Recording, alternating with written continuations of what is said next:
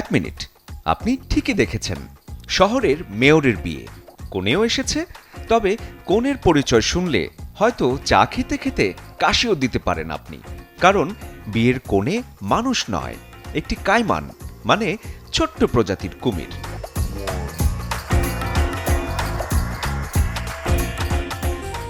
অনেক জায়গায় বিয়ে মানেই দুটি মানুষের মিলন, কিন্তু মেক্সিকোর ছোট্ট শহর সান পেদ্রো হুয়ামেলোলায় বিয়ে মানে মানুষ আর প্রকৃতিরও মিলন।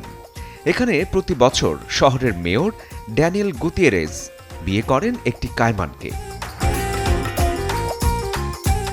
ছোট্ট কুমিরকে একেবারে কোণের মতো সাজানো হয়, ঐতিহ্যবাহী পোশাক পরানো হয়, তারপর শুরু হয় নাচ, শোভাযাত্রা আর আনন্দ।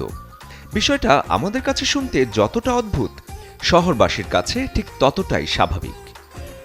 এবারে আসল প্রশ্ন, কুমিরকে বিয়ে করে লাভটা কি?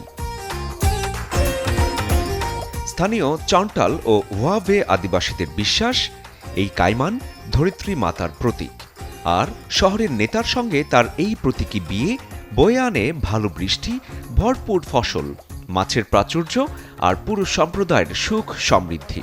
অর্থাৎ এটা কোনো প্রেমের গল্প নয়, বরং প্রকৃতির আশীর্বাদ পাওয়ার প্রার্থনা।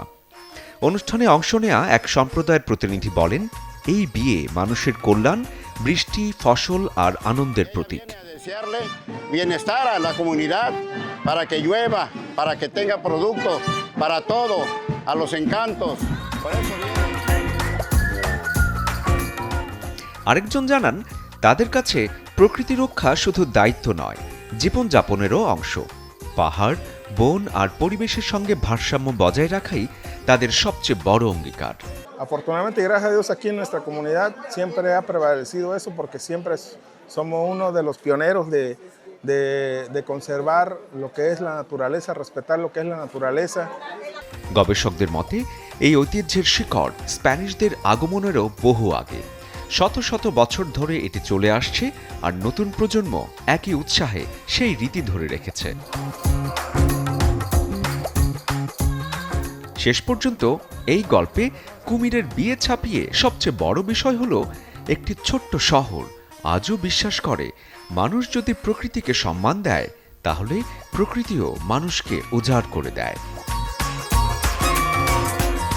শরীফুল হক, চ্যানেল 24।